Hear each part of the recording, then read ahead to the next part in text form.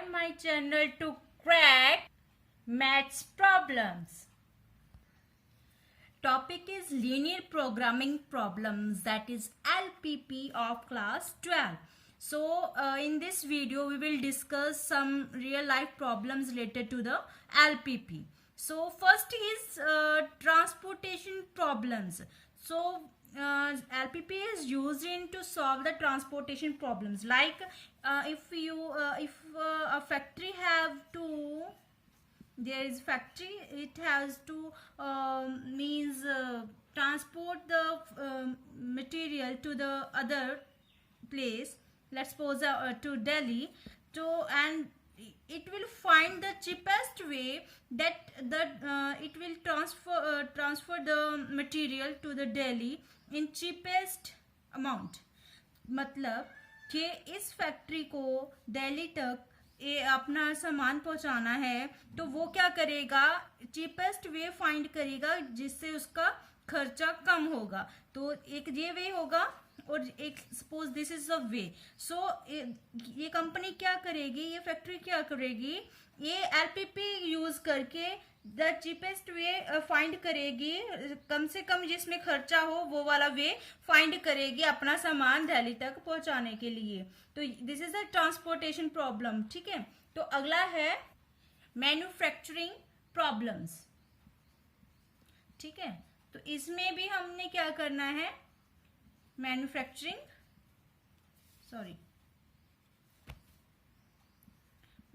Problems. तो इसमें भी क्या है, अब ये क्या होगा कि कोई सामान बनाना है, प्रोडक्ट बनाना है, प्रोड्यूस करना है, तो उसके लिए भी हमें क्या करते हैं, हम एलपीपी यूज करते हैं. वो कैसे यूज करते हैं, इसमें देखा जाता है कि एक चीज को बनाने के लिए उसमें कितनी मैन पावर लग रही है, जहाँ कितनी उसकी मशीनरीज यूज हो रही है, आवर्स यूज हो रहे हैं, टाइम कंज्यूम हो रहा है. तो इन सबको कुछ ऐसे सॉल्व करना होता है कि जो प्रॉफिट है वो मैक्सिमम आ जाना चाहिए होता है हमारा. ठीक है, तो प्रॉफिट मैक्सिमाइज फाइंड करने के लिए हम क्या यूज करते हैं, एलपीपी. तो these are the manufacturing problems. तो लास्ट है डाइट प्रॉब्लम. तो डाइट प्रॉब्लम्स में, अब डाइट प्रॉब्लम्स में क्या होगा, भी हम तो ऐसे ही खा लेते हैं, है ना, तो कभी ध्यान ही नहीं रखते. डाइट प्रॉब्लम्स में हम सॉल्व करते हैं with the help of LPP कि एक डाइट में न्यूट्रिशन कितना होना मैक्सिमम हमें मिल सकता है. तो न्यूट्रिशन करने के लिए डाइट को हम ये एलपीपी यूज करते हैं कि वो कौन कौन सी डाइट का कॉम्बिनेशन होगा कि हमें फुल न्यूट्रिशन मिलेगा. तो ये तीनों हैं प्रॉब्लम्स हम डिस्कस करने वाले हैं इस वीडियो में. Transportation problem, manufacturing problem and diet problem related to the real life. अब किसी भी एलपीपी को सॉल्व करने के लिए सबसे पहले हमारे पास क्या होना चाहिए, एक तो ऑब्जेक्टिव फंक्शन होना चाहिए. कौन सा फंक्शन होना चाहिए, ऑब्जेक्टिव फंक्शन होगा एक तो हमारा, है ना, ऑब्जेक्टिव फंक्शन. इसको हम डिनोट करते हैं कैपिटल जेड से. एक तो मैंने ये फाइंड करना है, दूसरा हमने फाइंड करना है कंस्ट्रेंट्स. तो दूसरा हमने फाइंड करना है कंस्ट्रेंट्स.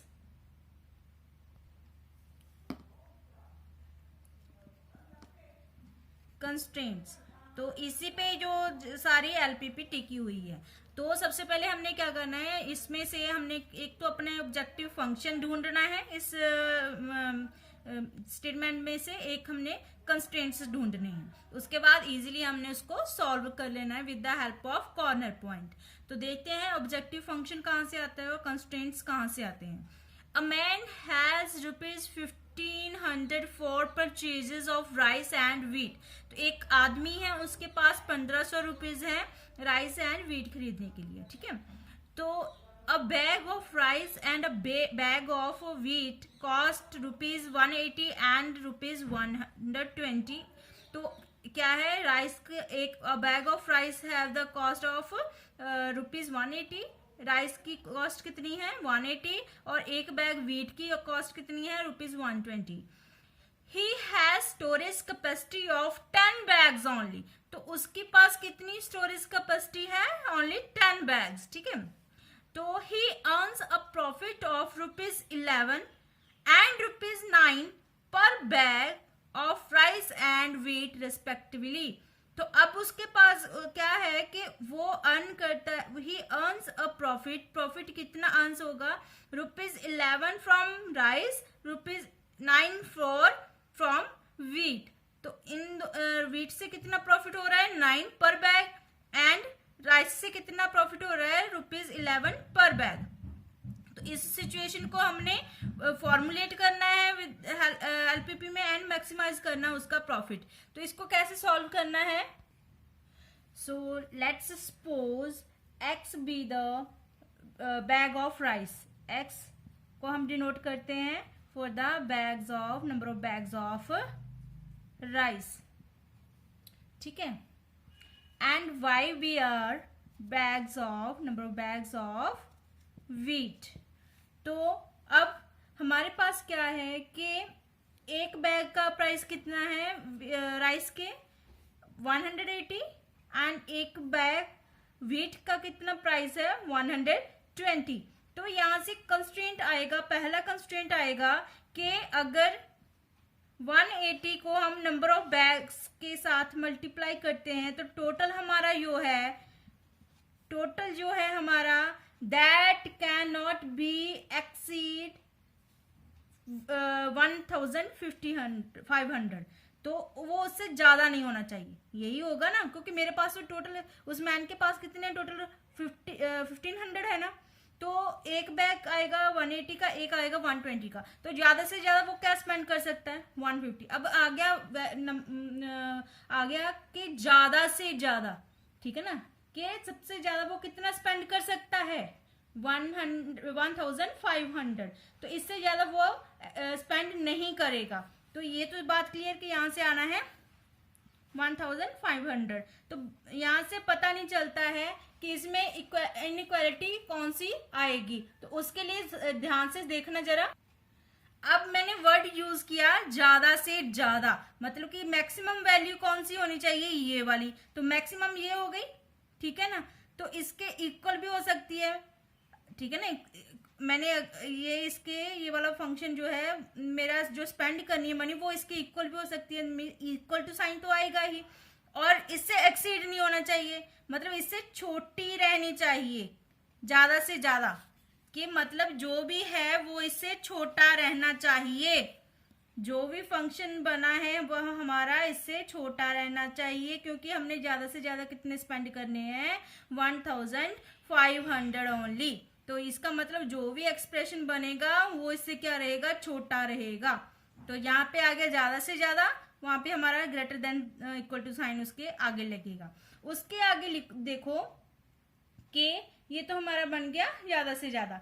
और तो अब उसके पास कैपेसिटी की बात की उसने, कि कैपेसिटी जो है वो 10 बैग्स की है। हमने किया कि नंबर ऑफ बैग राइस कितने x, नंबर ऑफ क्या है अपने व्हीट क्या है y। तो यहां से आ गया कि दोनों अगर प्लस कर दें, हम नंबर ऑफ बैग्स प्लस कर दें, नंबर ऑफ व्हीट के बैग प्लस कर दें, तो वो ज्यादा से ज्यादा कितने होने चाहिए? Only 10 bags. ज्यादा से ज्यादा कितने बैग्स होने चाहिए? ओनली 10 बैग्स होने चाहिए। यहां से फिर से वही आ गया कि ज्यादा से ज्यादा, यहां से क्लियर है कि 10 नहीं आएगा। अब ज्यादा से ज्यादा मतलब कि 10 से आगे एक्सीड होगी वैल्यू, और इसकी वैल्यू हमेशा इसके 10 से नीचे रहेगी। तो नीचे रहेगी मतलब this is less than equal to 10, ठीक है ना। मतलब कि जो वैल्यू ज्यादा से ज्यादा है वो फंक्शन उससे एक्सीड नहीं करेगा, उससे ज्यादा नहीं हो सकता, ठीक है। अब लास्ट कंस्ट्रेंट बचा है कि x की वैल्यू क्या होनी चाहिए? ऑब्वियसली 0 बैग तो लेना ही नहीं उसने ना, तो उसकी वैल्यू क्या होनी चाहिए? Greater than equal to 0। Similarly y की वैल्यू भी क्या होगी? ग्रेटर देन इक्वल टू 0 होगी, ठीक है ना। तो अब ये हमारे कंस्ट्रेंट्स आ गए। But about the objective function, objective function कहाँ से आएगा? यहाँ से आएगा, प्रॉफिट वाली लाइन से आएगा, कि हमारा ऑब्जेक्टिव फंक्शन जो हमने प्रॉफिट मैक्सिमाइज करना है उसका ऑब्जेक्टिव फंक्शन क्या बनेगा। तो 11 जो है वो राइस का है प्रॉफिट, 9 जो है वो व्हीट का प्रॉफिट है। तो हम क्या करेंगे, हमारा ऑब्जेक्टिव फंक्शन जो बनेगा that is equal to 11x plus 9y। तो इसको हमने यो क्या है मैक्सिमाइज करना है। ठीक है, एक बार दोबारा देख लो, ये ध्यान में रखना है कि ये साइन कैसे आने हैं। तो सबसे पहले क्या था, हमने बैग्स और ले लिए कि x बैग है राइस का, y है व्हीट का। तो उसके बाद 1500 मैंने स्पेंड करना है, टोटल अमाउंट मेरे पास है 1500। तो 1500 स्पेंड करना है उसको, उस भाई ने बंदे ने ना, तो 1500 से ज्यादा तो कर नहीं सकता क्योंकि इसके पास है ही नहीं है। तो जो अमाउंट वो अपने राइस और व्हीट लेगा तो वो 1500 ही दे सकेगा, तो 1500 से ज्यादा नहीं दे सकेगा। तो इसके लिए जो भी वो चीज खरीदेगा, जहां तो उसकी वैल्यू 1500 से नीचे होनी चाहिए, जहां इक्वल होनी चाहिए। ध्यान से देखो, जो भी उसने खरीदना है, परचेज करना है, उसकी वैल्यू जहां तो 1500 के इक्वल होनी चाहिए, जहां उससे लेस होनी चाहिए। ठीक है, दूसरी तरफ वही कि उसकी कैपेसिटी क्या है रखने की, एक कमरे में वो कितना रख सकता है, 10 बैग्स रख सकता है। तो इसलिए अगर दोनों को प्लस करेंगे तो वो 10 से ज्यादा नहीं होनी चाहिए, वो वैल्यू उस 10 से लेस होनी चाहिए, जहां इक्वल टू होनी चाहिए। सिंपल सी बात है, अगर आपके पास बुक्स रखने के लिए जो स्पेस है उसमें आप 3 बुक्स रख सकते हो, तो आप उसमें 3 ही रखोगे ना, उससे ज्यादा बुक्स तो रख ही नहीं सकते हो। 2 आप लगा लो मैथ्स की और एक बायो की एक फिजिक्स की लगा लो, तो इससे ज्यादा तो बुक्स आप रख ही नहीं सकते।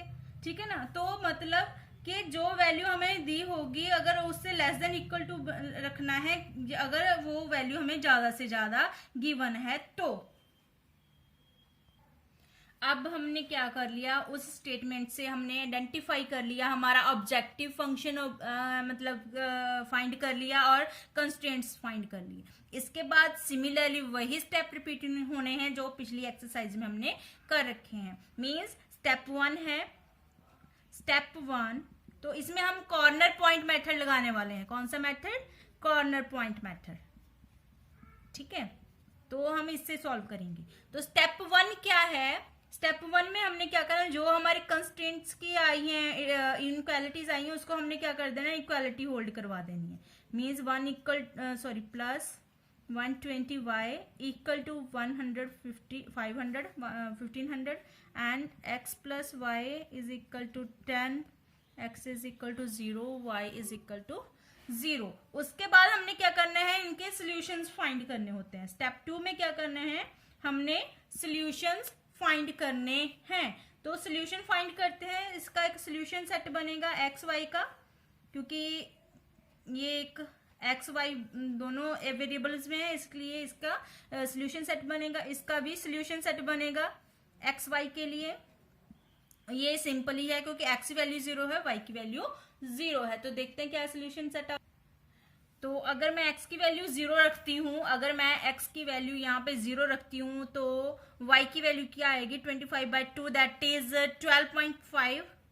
अगर मैं y की वैल्यू 0 रखती हूँ तो x की वैल्यू क्या आएगी, 25/3 मीन्स 8.3। एंड यहाँ पे अगर मैं x की वैल्यू 0 रखती हूँ तो y की वैल्यू 10 आएगी, अगर y की वैल्यू 0 रखती हूँ तो x की वैल्यू 10 आएगी। These are our solution set. So step 3 में क्या करना है हमें, स्टेप 3 में हमने क्या करना था, टेस्टिंग करनी थी हमें ना, टेस्टिंग करनी थी। तो टेस्टिंग इस पे करेंगे, तो उसमें क्या करना होता था, put x is equal to 0 and y is equal to 0। तो यहाँ पे पुट किया, इस वाले में पुट किया, तो आ गया x 0 plus 0 is less than equal to 25। यहाँ पे 0 plus 0 less than equal to 10। यहाँ पे 0 इज, तो यहाँ पे ये करने की जरूरत नहीं है। यहाँ पे देखो 0 is less than equal to 25, 0 is less than equal to 10। तो ये कंडीशन जो है वो क्या हो गई, ट्रू हो गई। कंडीशन क्या होगी हमारी, ट्रू। दोनों में ट्रू होगी क्योंकि 0 की वैल्यू लेस होती है। तो आगे क्या होता है, स्टेप 4। तो स्टेप 4 में क्या होता था, हमें प्लॉट करना होता था क्या, ग्राफ। तो ग्राफ प्लॉट करने के लिए आप लोग जो है वो ग्राफ पेपर यूज करोगे। मैं रफली बना रही हूँ, आपको रफली नहीं बनाना है, आप प्रॉपर स्केल के साथ बनाओगे, ठीक है। तो ग्राफ में देखते हैं कि कैसे आता है। अब इसमें हमने क्या, ये हमारा ग्राफ बन जाएगा, तो मैंने प्लॉट कर लिए हैं। तो एक पॉइंट आएगा, पहले तो ये वाली लाइन है, ये वाली लाइन है, this one x plus Y is less than equal to 10 and ये वाली है 3x plus 2y is less than equal to 25। तो ये वाला पॉइंट जो आया हमारा वो है। तो शेडिंग का किस साइड होनी है, ट्रू है सब, तो सारी वैल्यूज ट्रू हैं। x is greater than equal to, यहाँ पे आएगा ये वाला, ये वाली x is greater than equal to, तो वो ये वाला पोर्शन सारा शेड होना है।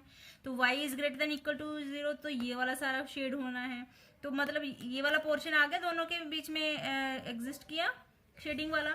तो उसके बाद इन दोनों की कंडीशन भी ट्रू है। तो कंडीशन ट्रू है, इसका मतलब तो ओरिजिन जो है वो इंक्लूड होगा। ओरिजिन कहाँ पे है, ये वाला, तो ओरिजिन इंक्लूड हो गया। तो अब ये इसका कट पॉइंट है, तो इसका मतलब जो हमारी शेडिंग वाला आ गया वो कौन सा पोर्शन आएगा, ये वाला, ठीक है। ये वाला हमारा शेडिंग पोर्शन आ गया। तो सब फटाफट, तो इसकी बाउंड्रीज कौन सी आई, ये आई है इसकी बाउंड्री, ठीक है। तो ये शेडेड पार्ट की बाउंड्री आ गई है, तो ये शेडेड पार्ट है। और इसके हमने क्या निकालना है, क्योंकि कॉर्नर पॉइंट मेथड लगा रहे हैं, तो इसके कॉर्नर पॉइंट्स के हमने क्या फाइंड कर लेने, कोऑर्डिनेट्स फाइंड कर लेने। तो this is 0, 10 and this point is 25, 8.30, ठीक है। तो एक पॉइंट ये है, ये आएगा आपका 5. तो इसको मैंने नेम दे रही हूँ O, ये हमारा आ जाएगा C, जे D और ये B। तो बस अब हमें क्या फाइंड करना है, कॉर्नर पॉइंट मेथड लगा के इसको सॉल्व कर लेना। तो देखते हैं कॉर्नर पॉइंट मेथड कैसे लगता है। ये हमने बाउंड्रीज के हमने पॉइंट्स निकाल लिए, ठीक है, वर्टिसेस जो है वो हमने पॉइंट्स निकाल लिए। तो अब अप्लाइंग कॉर्नर पॉइंट मेथड,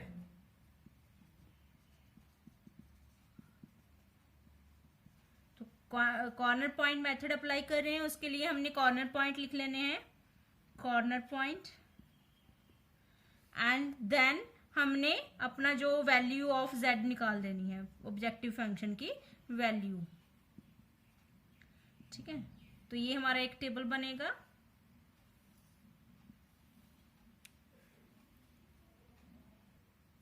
तो फर्स्ट इज ओरिजिन O।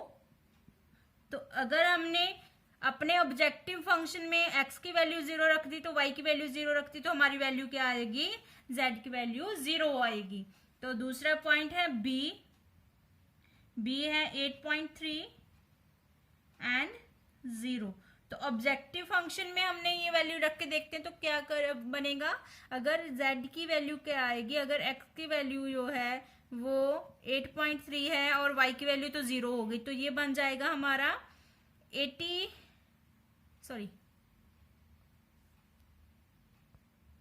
ये बनेगा हमारा 91.3 बनेगा, 91.3। तो इसकी वैल्यू आ जाएगी 91.3। तो ये हमने फाइंड कर लिया। अब नेक्स्ट है C पॉइंट है 5. तो अब इस पे देखते हैं कि z की वैल्यू क्या आती है, 11 × 5 प्लस 9 × 5, तो आ गया 55 प्लस 45 इज इक्वल टू 100। तो ये आ गया हमारा 100। तो एक पॉइंट बच गया D, दैट इज 0 एंड 10। तो इस पे भी देख लेते हैं हमारे फंक्शन की वैल्यू क्या आएगी, ऑब्जेक्टिव फंक्शन की वैल्यू।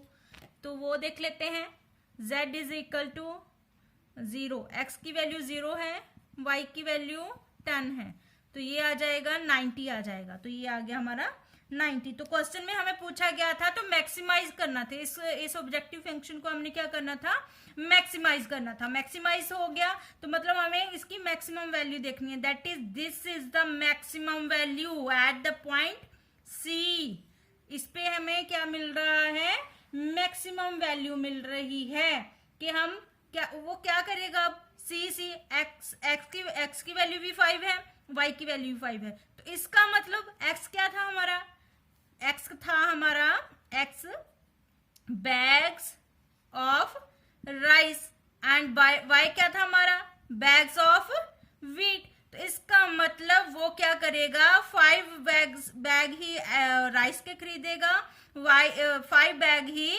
व्हीट के परचेज करेगा, that to maximise his profit. तो ये आ गया उसका मैक्सिमाइज प्रॉफिट। तो मैक्सिमम प्रॉफिट वो क्या करेगा, 100 है उसका मैक्सिमम प्रॉफिट। तो ऐसे आपको सारी जो है रियल लाइफ प्रॉब्लम्स आपको सॉल्व करनी है with the help of LPP.